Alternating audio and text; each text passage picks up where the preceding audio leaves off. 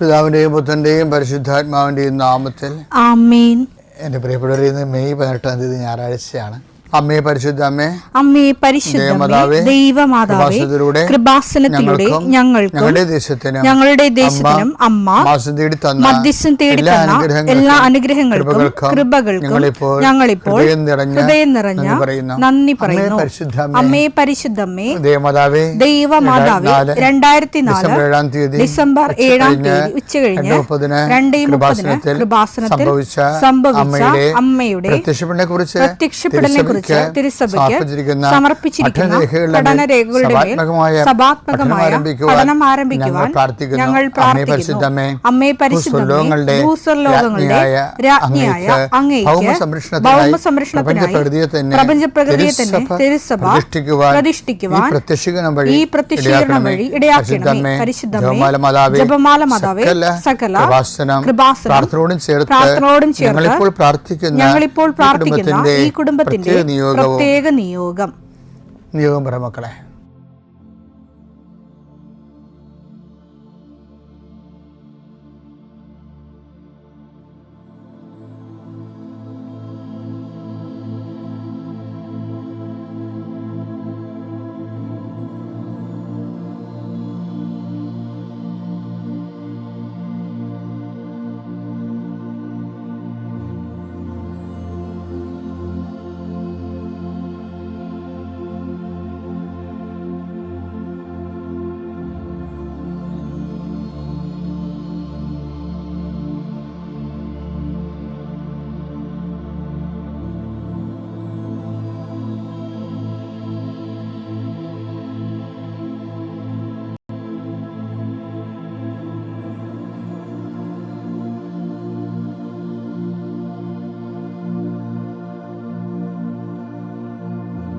അമ്മയുടെ പ്രത്യക്ഷീകരണത്തിന്റെ ഈ അനുഗ്രഹവേളയിൽ ഞങ്ങൾക്ക് സാധിച്ചു തരുവാൻ കനിയണമേ. ആമേൻ. വിശ്വാസ പ്രമാണം.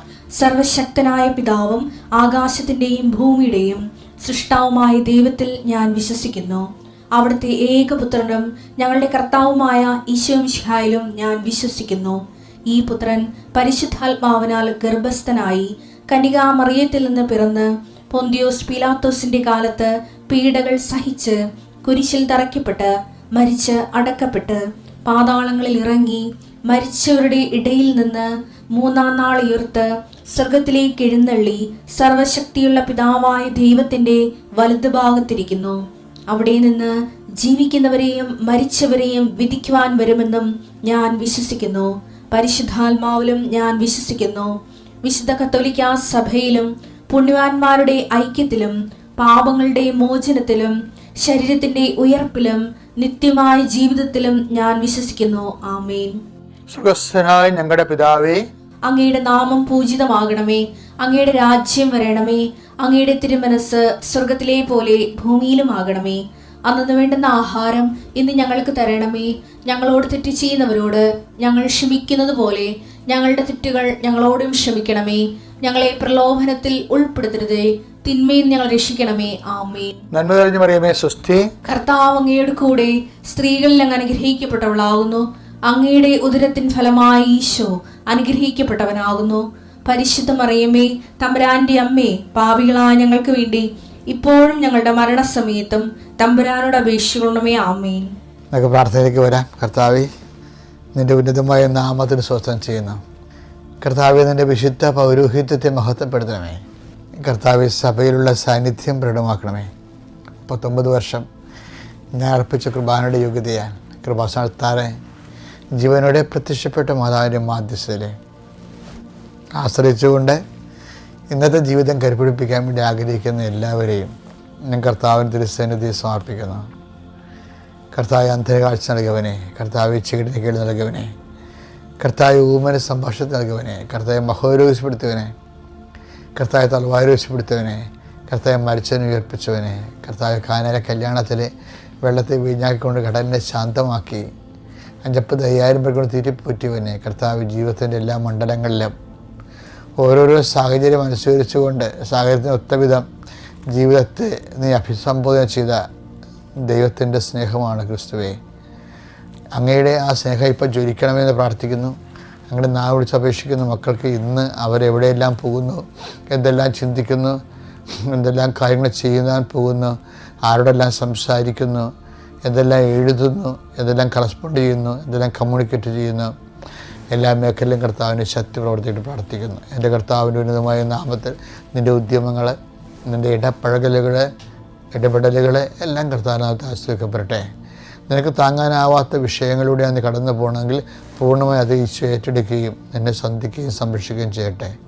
ഞാൻ ഇന്ന് ചെല്ലുന്ന ഓരോ പ്രാർത്ഥനയും ഓരോ ജപമാലയും ഇന്ന് കിടന്നുറങ്ങുന്നവരെയുള്ള സമയങ്ങളിലുള്ള എല്ലാ സൽപ്രവൃത്തികളും സുവിശേഷ വേലകളും നീ ഈ പ്രാർത്ഥനയിൽ പങ്കെടുക്കുന്ന നിൻ്റെ കുടുംബത്തിന് വേണ്ടി കാഴ്ചവെക്കുന്നു. നീ ഇത് ഉണർന്നെഴുന്നേൽക്കുകയും കർത്താവിൻ്റെ നാമത്തെ മഹത്വപ്പെടുത്തുകയും ഉശിരോടെ ഉണർവോടും കൂടി നീ എല്ലാത്തിനും അതിജീവിച്ചുകൊണ്ട് കർത്താവിന് സാക്ഷിയാകാൻ പിതാവിൻ്റെയും പുത്രൻ്റെയും പരിശുദ്ധനാമത്തിൽ ഞാൻ നിൻ്റെ ദിവസത്തെ ആശീർവദിക്കുന്നു. എൻ്റെ പ്രിയപ്പെട്ടവരെ, ഒരിക്കലും നിങ്ങളുടെ മനസ്സ് ഇടിച്ചു നിൽക്കരുത്. അതെന്താ കാര്യമെന്ന് വെച്ച് കഴിഞ്ഞാൽ, ലോകത്ത് ദൈവത്തിൽ നിന്ന് മാത്രമേ ഒരു മനുഷ്യന് ഗുണമായാലും ദോഷമായാലും നമുക്ക് ഗുണം തന്നെ കിട്ടത്തുള്ളൂ. അപ്പം അതുകൊണ്ട് തന്നെ ചില കാര്യങ്ങൾ ജീവിതത്തിൽ സംഭവിക്കുമ്പോൾ ഞാൻ ഇത്രയും പ്രാർത്ഥിച്ചല്ലോ, എൻ്റെ കുടുംബം ദൈവത്തിൻ്റെ കൃപയിൽ ജീവിച്ചിട്ടും ഞങ്ങൾക്കിങ്ങനെ സംഭവിച്ചല്ലോ എന്നൊക്കെ ഓർക്കരുത്. ഇതൊക്കെ മനുഷ്യർ ഓർക്കും. പക്ഷേ ഒരിക്കലും നമുക്ക് എങ്ങനെയാണെന്ന് വെച്ചാൽ നമുക്ക് ദൈവത്തെ കുറ്റപ്പെടുത്താൻ പറ്റത്തില്ല. വെച്ചാൽ ദൈവത്തിൽ നിന്ന് ആകപ്പാടെ കിട്ടുന്നത് ഒറ്റ കാര്യമാണ്. എന്താണത്? ഞാൻ ഇത്രയും നാളിങ്ങനെ ദൈവത്തിൻ്റെ കൂടെയൊക്കെ നടന്ന് ആയിരക്കണക്കിന് വചനങ്ങൾ പഠിച്ചും ആൾക്കാർക്ക് പറഞ്ഞു കൊടുത്തും നിരന്തരമായ അഭിഷേകത്തിൽ ഇങ്ങനെ ജീവിക്കുമ്പോഴും എനിക്ക് എൻ്റെ മനസ്സിൽ തട്ടണൊരു സാധനമുണ്ട്. ദൈവത്തിൽ നിന്ന് മനുഷ്യന്മാർക്ക് കിട്ടുന്ന ആകപ്പാടെ 3 അക്ഷരമേ ഉള്ളൂ. എന്താണത്? മഹത്വം എന്ന് പറയും. അത് ആന ചരിഞ്ഞാലും 10000, ആന നിന്നാലും 10000 എന്ന് പണ്ട് പറയത്തില്ലേ? പണ്ട് ആനക്ക് 10000 വില ഉണ്ടായിരുന്ന കാലത്ത് മലയാളികൾ ഇറക്കിയ ഒരു അനുഭവമാണ്. ആന നിന്നാലും 10000, ചെരിഞ്ഞാലും 10000 എന്ന് വെച്ച് കഴിഞ്ഞാൽ 10000 രൂപ. നിന്നാൽ എന്താ? ആനയെക്കൂടെ പണിയെടുപ്പിക്കാമല്ലോ, അങ്ങനെ നമുക്ക് പൈസ ഉണ്ടാക്കാം. ചെരിഞ്ഞാൽ എന്താ? ആനക്ക് കൊമ്പ് കിട്ടും. ചെരിഞ്ഞ് വെച്ചാൽ ആന ചത്ത് കഴിഞ്ഞാൽ ആനക്ക് കൊമ്പ് കിട്ടും. അത് ഭയങ്കര ഇത്രയും വില ഉണ്ടായിരുന്നു. അതാണ് ആന നിന്നാലും 10000, ചെരിഞ്ഞാലും 10000 എന്ന് പറഞ്ഞു. ഇതുപോലെ നമ്മളൊരു വിഷയത്തിൽ നമ്മൾ പരാജയപ്പെട്ടാലും നമുക്ക് ദൈവത്തിന് മഹത്വം കിട്ടും, വിജയിച്ചാലും മഹത്വം കിട്ടും. അതറിയണമെങ്കിൽ ഇപ്പം ഞാൻ എന്താ ഇപ്പോൾ ഇതിങ്ങനെ പറഞ്ഞാൽ അറിയാം. ഇപ്പം ലാസറിൻ്റെ വിഷയമില്ലേ? സുവിശേഷത്തിൽ ലാസർ. അപ്പോൾ അദ്ദേഹത്തിൻ്റെ ലാസർ ക്ഷീണിതനായെന്ന് പറയുമ്പോൾ ഈശോ എന്താണ് അതിന് റെസ്പോണ്ട് ചെയ്യണത്? അയാൾ മരിച്ചു പോകുന്ന ഈശോയ്ക്ക് അറിയാം.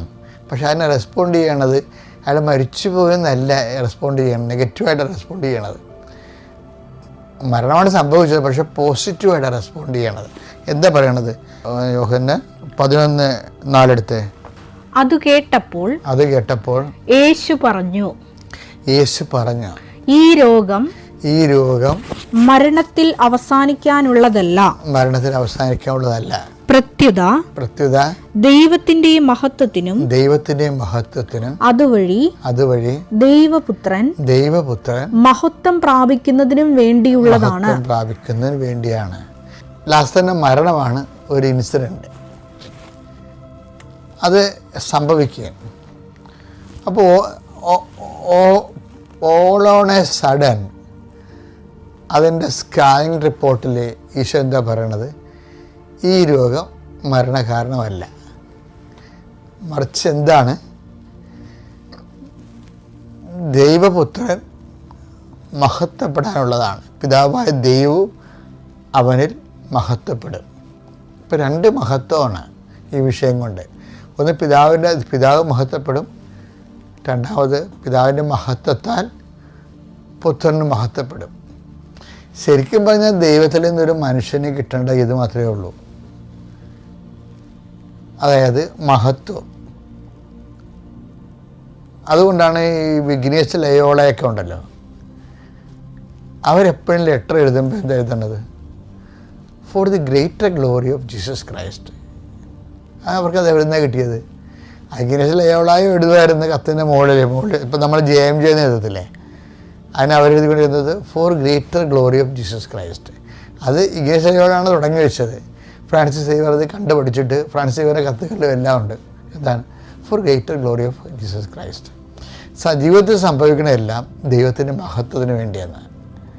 അവരവരെ പരാജയമായിട്ട് കാണുന്നില്ല ഈ വിഷയത്തെ. അപ്പോൾ അതാണ് ദൈവഹിതമെങ്കിൽ ഓക്കെ, അപ്പോൾ നമ്മൾ ദൈവത്തെ മഹത്വപ്പെടുത്തി. അപ്പോൾ ദൈവത്തിൻ്റെ വാക്ക് നമ്മൾ പാലിച്ചതിൻ്റെ പേരിൽ ദൈവം മഹത്വപ്പെടുന്നു, ദൈവത്തിൻ്റെ വചനം മഹത്വപ്പെടുന്നു, പിതാവ് ദൈവം മഹത്വപ്പെടുന്നു. അപ്പോൾ അതുകൊണ്ട് തന്നെ പുത്രനായ ദൈവവും മഹത്വപ്പെടും. അപ്പം ഈ ഒരു ഐഡിയ നമ്മുടെ മനസ്സിലുണ്ടാകണം. നിർഭാഗ്യവശാലേ നമ്മൾക്ക് ഈ കാറ്റക്കിസം ഓറിയൻറ്റഡ് ആയിട്ടുള്ള ഒരു ഫോർമേഷനാണ് കിട്ടിയിരിക്കുന്നത്. നിർഭാഗ്യവശാലെന്ന് പറഞ്ഞത് എന്താ വെച്ചാൽ, അതായത് നമ്മൾ ഇപ്പോഴല്ല പണ്ട് മുതലേ പഠിച്ചുകൊണ്ടിരുന്നതെല്ലാം സുവിശേഷം എടുത്തിട്ട് അതിൻ്റെ ക്യാപ്സൂളാണ് നമുക്ക്, അതിൻ്റെ ജിസ്റ്റ് കടഞ്ഞെടുത്തിട്ട് ക്യാപ്സൂളായിട്ട് തരും.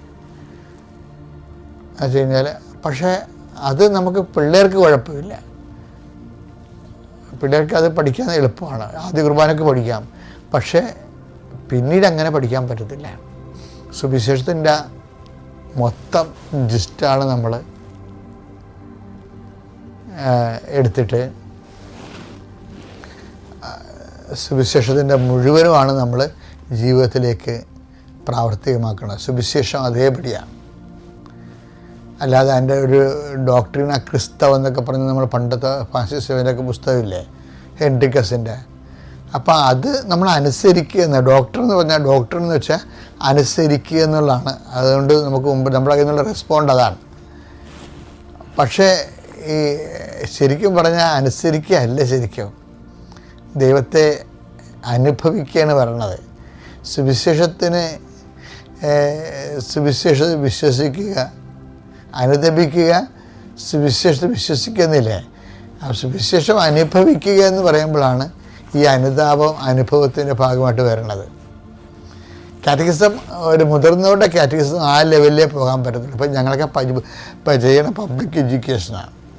അപ്പോൾ ഞങ്ങൾ ആ രീതിയിലെ സുവിശേഷത്തെ നിങ്ങളുടെ ശ്രദ്ധിച്ച ഉടമ്പടി ധ്യാനം ശ്രദ്ധിച്ചില്ലേ, അതിനകത്ത് ഇങ്ങനെ ക്യാപ്സൂൾ കൊടുക്കത്തില്ല, മറിച്ച് അപ്ലൈഡ് ബിബ്ലിക്കൽ തിയോളജിയാണ് കൊടുക്കുന്നത്. എന്നുവെച്ചാൽ ജീവിതത്തിൽ അതൊരു ഡോക്യുമാറ്റിക്കായിട്ട് നിൽക്കത്തില്ല, മറിച്ച് ജീവിതത്തിൽ പ്രാവർത്തികമാക്കാനുള്ള. അപ്പോൾ അതുകൊണ്ടാണ് ജീസസ് ഏതാണ്ട് അതുപോലെയാണ്. മോശമായ അനുഭവങ്ങൾ വരുമ്പോൾ ഉടനെ അതിൻ്റെ അകത്ത് മോശം സംഭവിച്ചല്ല, അയ്യോടാ ഇനി എന്ത് ചെയ്യും എന്നൊക്കെ അല്ലേ. ഇപ്പോൾ സ്നേഹിതരെ ലാസ്റ്റർ മരിച്ചു, ഈശോടാ എന്ത് ചെയ്യും എന്നല്ല പറയണത്. എന്താണ് ഇത്? ദൈവം മഹത്വപ്പെടാനുള്ള സമയമാണ്. പിതാവ് ദൈവവും അവനിൽ മഹത്വപ്പെടുന്നു. അപ്പോൾ എപ്പോഴും ഒരു നെഗറ്റീവ് സംഭവിക്കുമ്പോൾ കർത്താവേ നിൻ്റെ നാമത്തെ മഹത്വപ്പെടുത്തണമെന്ന് പ്രാർത്ഥിക്കണം. ഈശോ അതാണ് പ്രാർത്ഥിച്ചത്. നെഗറ്റീവ് സംഭവിക്കുമ്പോൾ ആ വചനെടുത്ത് യോഹന്നാൻ 12:28, പിതാവേ അങ്ങയുടെ നാമത്തെ മഹത്വപ്പെടുത്തണമേ, അങ്ങയുടെ നാമത്തെ മഹത്വപ്പെടുത്തണം. അപ്പോൾ സ്വർഗത്തിൽ നിന്ന് ഒരു സ്വരമുണ്ടായി, ഞാൻ മഹത്വപ്പെടുത്തിയിരിക്കുന്നു, ഇനിയും മഹത്വപ്പെടുത്തും. അപ്പോൾ എന്ത് സംഭവിച്ചു കഴിഞ്ഞാൽ, ഒരു നെഗറ്റീവ് ഒക്കർ ചെയ്ത് സംഭവിച്ചാൽ ഫസ്റ്റ് റെസ്പോണ്ട് എന്താണെന്ന് വെച്ച് കഴിഞ്ഞാൽ എന്താണ് അതിൻ്റെ പ്രെയർ? എന്താണ്? പിതാവേ അങ്ങയുടെ നാമത്തെ മഹത്വപ്പെടുത്തണമേ. അപ്പം ആ പ്രെയറിന് പെട്ടെന്ന് റെസ്പോണ്ടിങ് ആണ്. എന്താണ്? ഞാൻ മഹത്വപ്പെടുത്തിയിരിക്കുന്നു, ഇനിയും മഹത്വപ്പെടും. അപ്പോൾ ജീവിതത്തിൽ എന്തെങ്കിലും നമ്മുടെ വിചാരിക്കണ പോലെ നടക്കണില്ലെങ്കിലേ നമുക്ക് പ്രാർത്ഥിക്കാൻ പറ്റിയ പ്രാർത്ഥനയാണ് ഈശോ തന്നിരിക്കുന്നത്. അതാണ് യോഹന്നാൻ 12:28. എന്താണ്? പിതാവേ അങ്ങയുടെ നാമത്തെ മഹത്വപ്പെടുത്തണമേ. അങ്ങനെ പ്രാർത്ഥിക്കാവൂ. Praise the Lord.